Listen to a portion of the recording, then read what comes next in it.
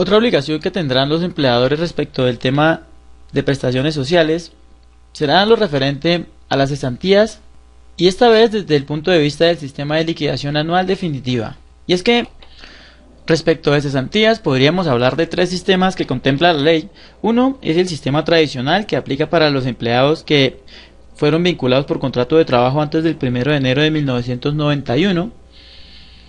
Otro es el aplicado al sistema de salario integral, es decir, a las personas que devengan un salario integral. Y por último, este que acabo de mencionar referente al sistema de liquidación anual definitiva, que es el más utilizado puesto que cobija a los trabajadores que se vinculan a partir del 1 de enero de 1991, por lo que en definitiva este sistema será el que se aplique a la mayoría de empleados o trabajadores dentro de una determinada empresa. Además, cabe anotar que los trabajadores que por algún motivo se hubiesen vinculado antes del 1 de enero de 1991 como trabajadores podrán acogerse a este sistema de liquidación anual definitiva de forma bastante fácil, lo cual deberá conversar con su empleador correspondiente. Quiero decir además que la cesantía, de forma muy similar a la prima de servicios, corresponde a 30 días de salario al año, y la base que se toma sería la misma, es decir, el salario o los conceptos considerados salario más el auxilio de transporte, es decir, este auxilio también se incluye para el cálculo de cesantías. Pero en todo caso habrá que tener claro que la base para el cálculo de las cesantías es diferente de la que se utiliza en las primas. Sin embargo, esto no quiere decir que no coincidan en muchos casos, sobre todo cuando se maneja un salario fijo durante un periodo de tiempo considerable, por ejemplo un año o 6 meses. Por tanto, lo que habrá que saber en todo caso será que el salario base para el cálculo de cesantías corresponderá para cada empleado al salario mensual que devengó en el último mes dicho empleado, siempre y cuando no haya sufrido variaciones en los últimos 3 meses, sin incluir ese mes como tal. Como un ejemplo habla más que mil palabras, habrá que considerar nuevamente los tres escenarios posibles que podríamos tener. En primera instancia, en donde el empleado tenga una fecha de ingreso, como por ejemplo el 1 de enero, y adicional a ello haya tenido un salario fijo durante todo el año. Debido a que el salario no ha variado en los últimos 3 meses, podríamos intuir fácilmente que el salario base para liquidación será de 900.000. Obviamente en este ejercicio estamos haciendo de cuenta que dentro de estos 900.000 ya se encuentra incluido el subsidio de transporte. Y esto sería cuando no hay variación en los últimos 3 meses. Otro posible escenario que se nos podría presentar, por lo que voy a copiar y voy a pegar, sería cuando efectivamente hay variación en los últimos 3 meses. Y vamos a suponer que el empleado ingresó en la misma fecha y vamos a liquidar con corte a 31 de diciembre de acuerdo a como lo estipula la ley. Pero esta vez presentamos una variación en el mes de noviembre, y en este caso el empleado no devengó 900.000, sino que lo hizo por 1.200.000. Desde este punto lo que deberíamos hacer sería en primera instancia calcular el promedio del salario correspondiente para poder liquidar. Por tanto, promedio de salario, y ese promedio equivaldría a lo que me resulte de la suma de los 12 meses, es decir, del último año, de acuerdo a lo que menciona la ley, y además voy a dividirlo por 12, que será el total de meses que corresponderán al año. El promedio que me arroja en este caso ya no es de 900.000, sino de 925.000, por lo que este será en este caso el salario base para poder liquidar el auxilio de cesantía. Ahora, otro posible escenario que podríamos tener sería el que, por ejemplo, tuviéramos salarios variables durante todo el periodo, como en este caso, y para ello sería tan sencillo como tomar lo correspondiente al último año, calcular el promedio, y de esta manera podríamos adquirir la base para poder liquidar nuestras cesantías. Y por último, otro escenario que podríamos presentar será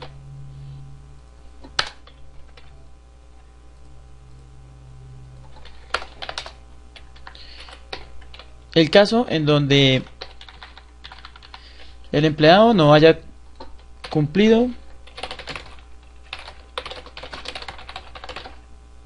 un año. Vamos a suponer entonces que esta vez el empleado no ingresó a laborar el 1 de enero, sino que lo hizo, por ejemplo, el 1 de junio. Por lo que en este caso voy a eliminar los valores correspondientes hasta el mes de junio.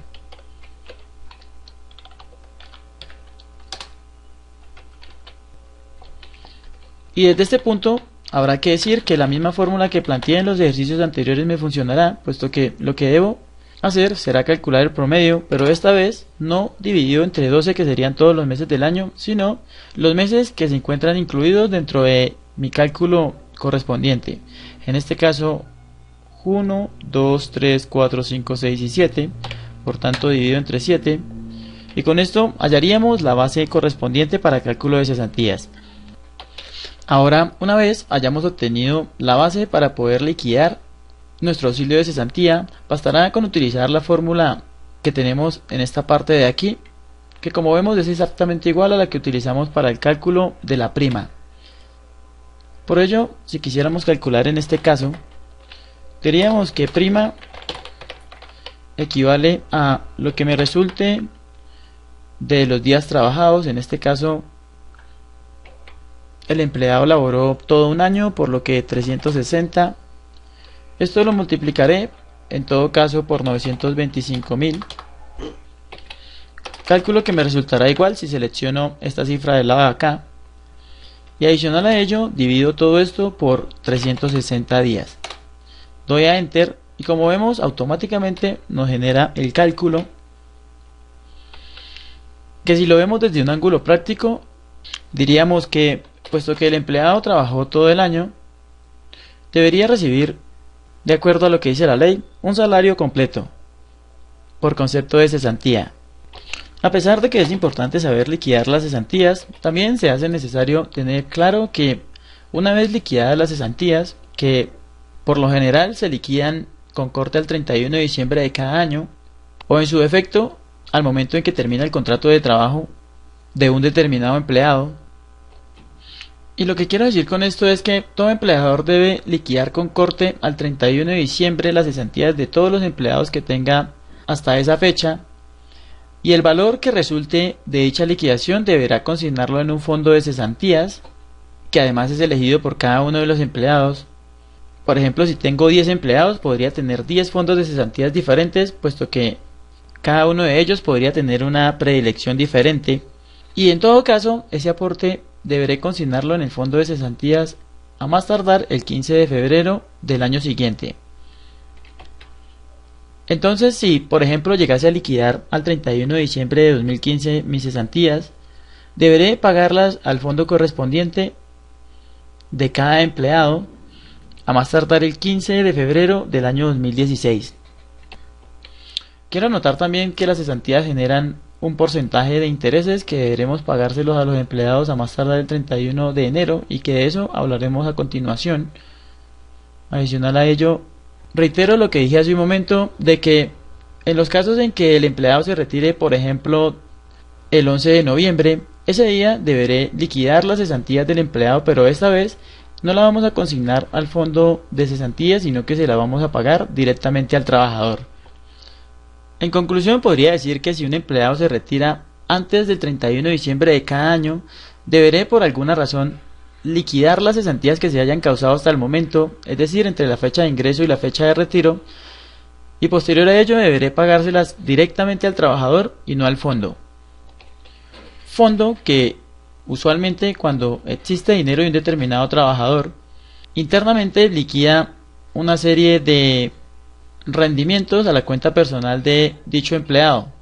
Y con esto quiero pasar a decir que, puesto que las cesantías del empleado se encuentran dentro de un fondo, el empleado solo podrá retirarlas en los casos en que se termine el contrato de trabajo, y para esto el empleador deberá darle la correspondiente liquidación de contrato al empleado y la carta de que se terminó el contrato. Adicional a ello, una carta en donde conste que efectivamente el empleado puede retirar las cesantías. Adicional a ello, otro caso resulta cuando la ley faculta al empleado para poder retirar las cesantías por concepto de vivienda o financiación de la misma, por ejemplo si está pagando su casa. También cuando requiera pagar las matrículas suyas, de sus hijos o su cónyuge, respecto de lo que tiene que ver con educación superior. Otro caso hace referencia al pago de matrículas institucionales y programas técnicos conducentes a certificación de aptitud ocupacional. Esto es, o hace referencia a esos fondos que brindan de alguna manera formación para el desarrollo humano del trabajador como tal, o de su cónyuge o de sus hijos.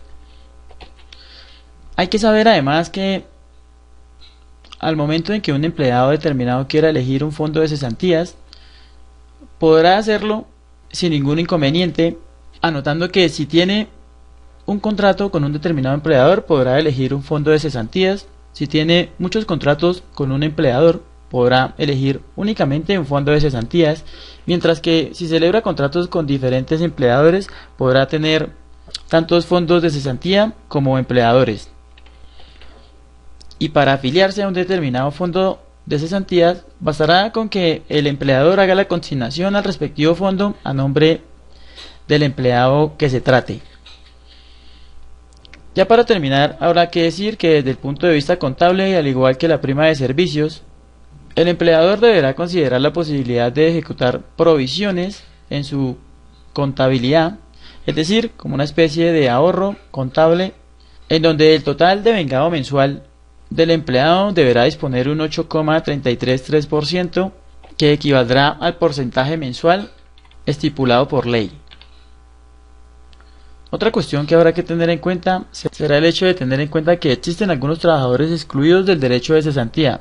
Esos trabajadores hacen referencia a los de la industria puramente familiar, es decir, que de alguna manera pertenecen a empresas netamente familiares y que cumplen con ciertas características que la ley faculta para omitir dicho auxilio.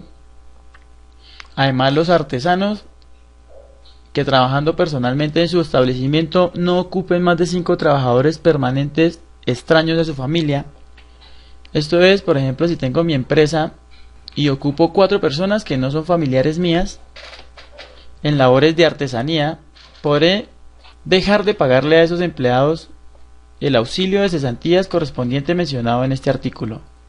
También habrá que tener en cuenta que existen trabajadores que pierden el derecho en un momento determinado y por ende no reciben el auxilio de cesantías, y estos casos se presentan cuando empleados cometen actos delictuosos contra el empleador y sus parientes dentro del segundo grado de consanguinidad y primero de afinidad o el personal directivo.